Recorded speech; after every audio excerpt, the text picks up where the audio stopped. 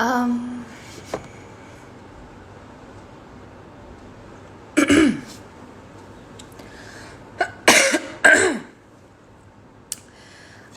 Hi everyone, whoever's joined so far. I'm going to wait for a couple of minutes. Okay. Hi guys, this is Naini Thaker from Forbes India. And this is part of the first series. Wow, we have 500 people online as well watching this. Great. Hello everyone, welcome. So this is part of a series that we're doing, for the Mental Health Awareness Week, which is going on right now, called Mind Matters. There'll be about 2 or 3 more Instagram live sessions like this that I'll be hosting over the next few days. Today is the first one, and we'll be kickstarting with a very special guest, Raj Mariwala, who is the director of the Mariwala Health Initiative. We thought that this is a topic, which requires a lot of attention, and that's why we've picked mental health, to do this, given the fact that it's Mental Health Awareness Week as well. So without waiting anymore, I'm just going to add Raj to this conversation and finally go live with her. Right, there she is. Okay, so we're just waiting.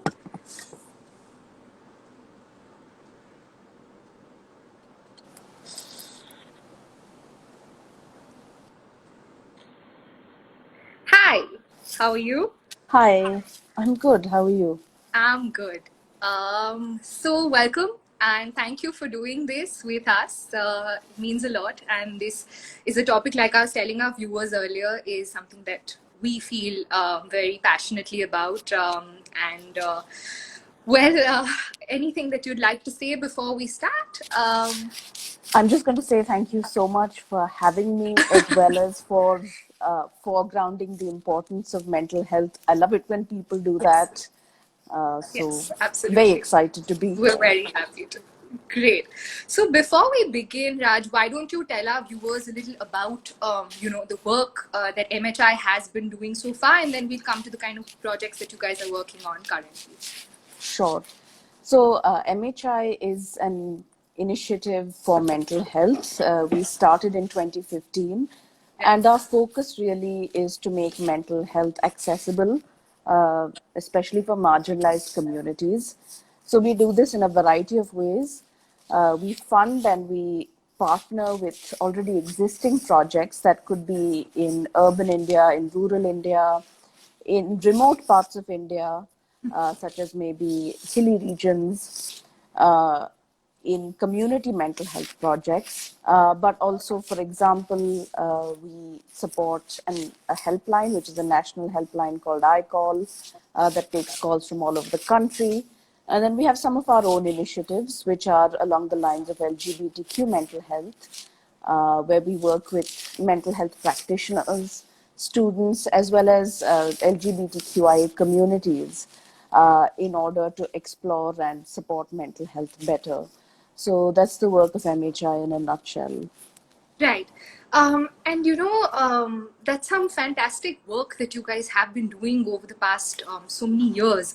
But, given the current scenario, and we're, in very unpredictable times, what is some of the work, that you guys have been doing right now? And as an individual, how can one take care of his or her mental health in such a scenario?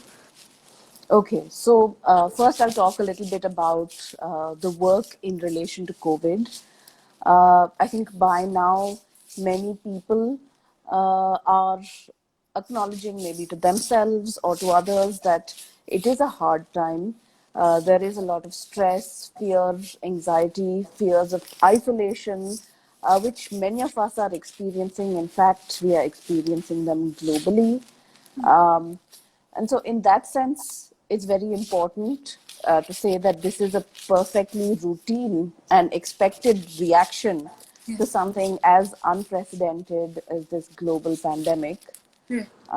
And that being said, we know that COVID-19 is affecting those who are vulnerable, those who are marginalized, be that through caste, class, location. We all know what's happening with migrant workers in India today. So, marginalized communities are affected disproportionately. Okay, so in terms of the MHI response to COVID, Yeah. it's very important to note that mental health isn't just in our head. It's also, we're also affected by the environment around us. So my effectiveness at providing counseling may be very limited to someone who may be worried about where they would be getting their next meal.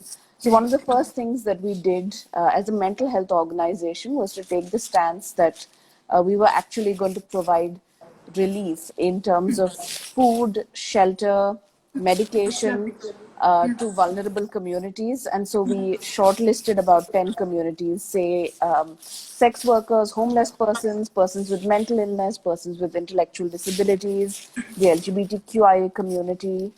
And we said we'll give relief using partners who use a rights-based approach, who work within their communities. So we did that. But other than that, providing helpline resources such as I call, there's a special number for Right. persons from marginalized communities to call. There's another number for persons who are first responders Okay. where COVID is concerned. So people who work in physical healthcare, but also counselors and mental health care, they tend to be the invisible first Yeah. responders that people Yeah. forget about. Absolutely. So those are some of the other resources, as well as working on domestic violence and training persons to take calls, be they social workers or government helplines. So that's one of the other things that we've been up to thus far. And finally, for our own partners who have been doing relief work, because they were also first responders, Right. we will be holding mental health sessions for them as well. It's very important to keep that in mind when you do this sort of work. So Definitely. that's roughly been our COVID The work. response out in the public realm. Sure. And Yeah. of course, as an individual, Yeah. it's important to remind yourself that it's completely valid to feel the fear, to feel anxiety. Yeah. And obviously, you are feeling isolated. It's a very Definitely. valid feeling. It's Yeah. not something to be worried about. But at the same time, how are we going to look at this stress that's affecting us? And it's very important to look at this stress properly, because we must understand that this stress affects us physically as well. Now, for example, if I've not done some work on self awareness, I may not realize that I'm feeling breathless because of anxiety, because of Yeah. panic. Yeah. Now, that mimics a COVID symptom. Right. So, in essence, I Yeah. may be making things worse for Yeah. myself if I Yeah. don't work on my own self awareness. So, the Definitely. important thing is to work on what you're feeling, figure out the things that stress you out. So, for example, if you realize that reading articles about COVID numbers are stressing you out, Yeah. think about Talk. what you're going to do in place. Yeah. Figure out a plan, write it down that if I read an article and I realize it stressed me out, I'm going to go and talk to X person over the phone, or I'm going to go and maybe cook something in the kitchen. So, coming up with a good strategy for when the stress gets unmanageable is really important at an individual level. Absolutely. Right. And you did speak about, individuals and what they can go through. But Mm-hmm. coming to the, economic scenario, and I'm seeing a lot of our viewers are complaining about, the job losses and businesses have been suffering because everything's been on a shutdown practically for 2 months. In Yes. such a scenario, entrepreneurs are going through a lot of stress for obvious reasons. What is some advice, or how can entrepreneurs, and we have a lot of budding founders who follow us, what is some advice that you would give them to sort of manage their stress? So I've done two webinars already with different Oh, groups of entrepreneurs, lovely. and I think the stress here I'm going to lay is on community or group. So part of what the problem is, I think, for entrepreneurs is that there's so many narratives around the entrepreneur as a hero and as someone who can't undergo failure or should not be worried by failure.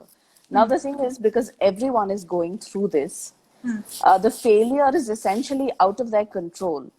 Whereas before this, entrepreneurs take failure very personally. Papers. Yeah. So it's very important to remind yourself that this is not a personal failure. These are global events that are completely out of anyone's control, right? So that's one. Yeah. Number two is to think of this in the long term as investing in the resource of your organization's most important asset, which is the founders themselves, right? And how do we do that? The only way, in my mind, is actually to build a strong community. Entrepreneurs need not be islands that are going this journey on their own. Some of the best knowledge, help, and solutions can come if you can build your own community and rely on them. Part of the issue is not being able to maybe share with family of the strain that you're going through because you don't want to stress them out. Yeah. Maybe helping your senior management talk to you a little bit more about their concerns. So as far as I see it, uh, losses in this are inevitable. They are not in people's control. But what are the ways to deal with this proactively? Bank on your community, get their help. I know different entrepreneurs associations do have resources out there. For example, Ascent has a free to share toolkit for entrepreneurs. So I would really suggest talking, because one of the biggest problems that we've seen, and we did a research on the mental health of founders of organizations a while ago. The Yeah. biggest problem was isolation, that they are not talking enough to people. And then you can't solve everything on your own, and you shouldn't, because we are interdependent as Yeah, humans. yeah, yeah, Yeah. yeah. And I think that's when, having a community and someone to talk to, or someone who understands what you're going through, really helps, like you mentioned. Yes. Um, Yes. right. Absolutely. I'm going to jump to a topic which has been in the news, and it's something that MHI has, been talking about quite a lot, which is the Yes. unfortunate suicide of the 21-year-old Anjana Harish. She was supposedly going through conversion therapy.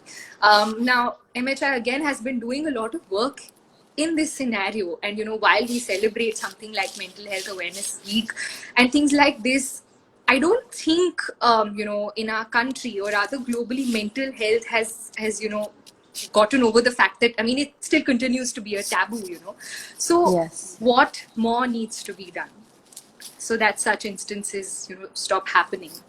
So this is a very big question. And if I have to start, I'm going to say, look at what's happened with COVID itself, right? We are talking so much about stigma, but yet there are many roles that different institutions have played in increasing the stigma. So for example, media talks about COVID suspects. Now that's using very criminal language. How do we remove this sort of blaming and criminalization within medicine? Right? There was also the whole issue of persons from the northeast of India being Yeah. blamed for COVID. Now COVID, that's yeah. stigma, Yeah. that's discrimination. And I really do prefer to use the word discrimination. So now, if I have to make the link to LGBTQIA communities and conversion therapy, I would say the very first step is really within mental health itself, for mental health practitioners to say, we are going to listen to our stakeholders, right, and see what they are experiencing. And we shouldn't be looking at who is, in the end, if I have to use terminology that may be familiar to most Forbes listeners, is the stakeholder. Who is the client? We always say the client is the most Yeah. important, right? Yeah. So in this case, Anjana should have been affirmed by her mental health practitioners and not being put through coercive methods of mental health practice. Now, this has historically been there in mental health, Yeah. but until and unless we use a rights-based approach, that everyone has rights, you have to take informed consent for mental health work, I think these instances will keep on happening. The great and heartening thing is that multiple different psychological associations have stepped up and issued statements over the last couple of days, and I hope to see more. I'm glad. And I think, I'm sure that she's not, like you said, that there's so much more that needs to be done, because I'm sure that she's just one of the many who have been going through something like this. Right.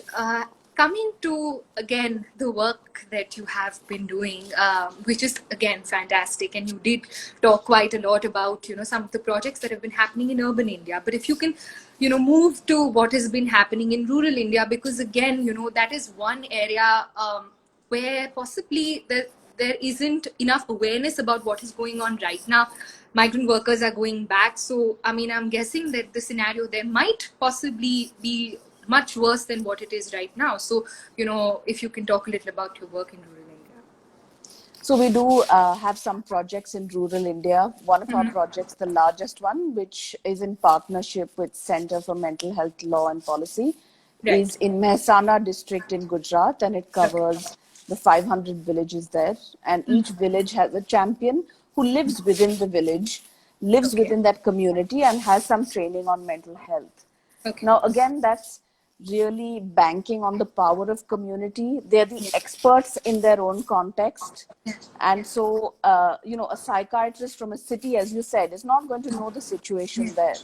Yeah. Yeah. So, for example, in light of COVID, all the community experts have been activated to share information about COVID in a way that is accessible, reachable, and understandable for their own communities. Similarly, so we run a program in Uttarakhand where just before the lockdown, actually, we were able to get out a lot of information in a way that's understandable. Again, if I have to use words that Forbes readers will get, it's tailored for the target audience.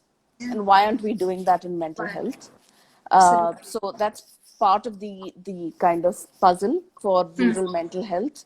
One of our other very exciting programs in rural mental health is by someone called the Shiver Foundation, which works on farmer suicides, and they're based within there, and they work with farmers not just to work on suicides and the mental health support in terms of a helpline, but most importantly, to link farmers to government benefits.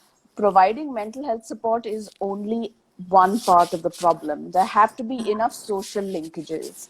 Mental health is not only in our heads, right? So there have to be linkages in order to know how to access government benefits, be it a disability welfare benefit, be it a ration card, be it a government debt relief loan. So that's the work that Shiver Foundation does. And unfortunately, due to COVID, we are going to see a huge spike in, unfortunately, distress over the next couple of years. And so the linkages to services and benefits become even more critical because our mental health counseling is only going to go that far. Yeah. The linkages are what is critical, because Right. counseling will only go so far if we don't know whether we're going to be able to feed our families or not. Yeah. Yeah. Yeah. True. And speaking about families, when it comes to caregivers of people who have been going through mental illnesses, and clearly those are the guys who would be most affected by a situation like this, how can a caregiver help their loved one in a situation like this? So I think, again, I'm going to say that systemically, our systems are not geared to do this well. Our public health systems, our information systems. Now, if our information systems and our public health systems were geared or designed keeping in mind the persons at the margins or the vulnerable communities, we know that we would have COVID-related information for people who are blind, people who are hard of hearing, and yet those don't exist. And that's part of a disability rights approach. How do we have the information for these communities who are even more vulnerable? Why is it not out there? So as a caregiver, number one rule is to be able to communicate. People with psychosocial disabilities, people with physical and sensory disabilities may not even be able to access information on COVID. That's the first barrier. The second barrier is the isolation is real. The vulnerability is increased. So how do we have plans to fix that? And that again can be done with the person and other service support providers. It's very important that the caregiver does not take on sole responsibility, but again, coming up with plans in each case and knowing what to expect. So, Yeah. for example, Someone who has an anxiety disorder or is prone to panic attacks may have real trouble wearing a mask, Yeah, yeah. Because they especially would when feel you're outside. claustrophobic and yeah. Exactly. So how do you as a caregiver preempt these, work with the person and maybe a counselor or their psychologist or psychiatrist to help come up with a plan for this, as well as know in the long term that there may be issues to work on proactively. And finally, I have to say it's very important for all types of disabilities, not just psychosocial disability. COVID has affected the availability of medication, and this is something that mental health practitioners should be advocating for better supplies, whether it's actually psychosocial disability medication or antiretroviral therapy for AIDS. These are very important. They have been affected, and we should be actively advocating for supplies of the same. Right. And there's one last question that I'd like to Mm-hmm. ask you. What about the frontline warriors? I mean, we're seeing from doctors and nurses and, vegetable vendors to every frontline warrior in this time. What about their mental health? Clearly, they're under a lot of pressure and under a lot of stress, and they're putting their life out there for, people like you and me. What about their state of health, and what advice would you like to give them for them to? So, as you rightly said, they're at the front lines, and one has heard reports even of from within Bombay of police who are patrolling containment zones who are feeling incredibly helpless. At the same time, feeling guilty for possibly exposing their Their families or families. their communities Yeah, as they yeah, go out every day to work, yeah. or having to hitch rides because there's a lack of transport. So I think it's very important at this point. There are people who have stood up and are providing helplines, are providing resources. I'm very happy to share with Forbes a list of resources for the same. Definitely. But it is a long haul. It is going to be extremely challenging. And I would suggest reaching out for resources, Right. especially anyone in frontline, including mental health professionals, That's it. as well as some more information dissemination, because we know that health workers are facing stigma, not just from uh, the common person, but also when questions are being raised about protective equipment and such. So it's very important for those of us who are maybe not directly on the front lines to advocate for better support, to advocate for better resources to be put in place. There was a doctor who was beaten up for raising the issue of PPEs. There are statements out about that. It's very important, as philanthropists, as citizens, as stakeholders, that we ask for accountability in this manner so that they are supported better. Definitely. Absolutely. Thank you so much for doing this with us, Raj. With that, I'm going to close this super insightful session that we had for our viewers. And it was, like always, lovely speaking to you. Thank you so much again for doing this with us. Thank you And we so look much, forward to more Naini. such collaborations. Thank you so Thank much. you. And Thanks. thank you to all our viewers who have stuck around. Thank you so much for your time. Thank you. Thank Bye you. bye. Bye.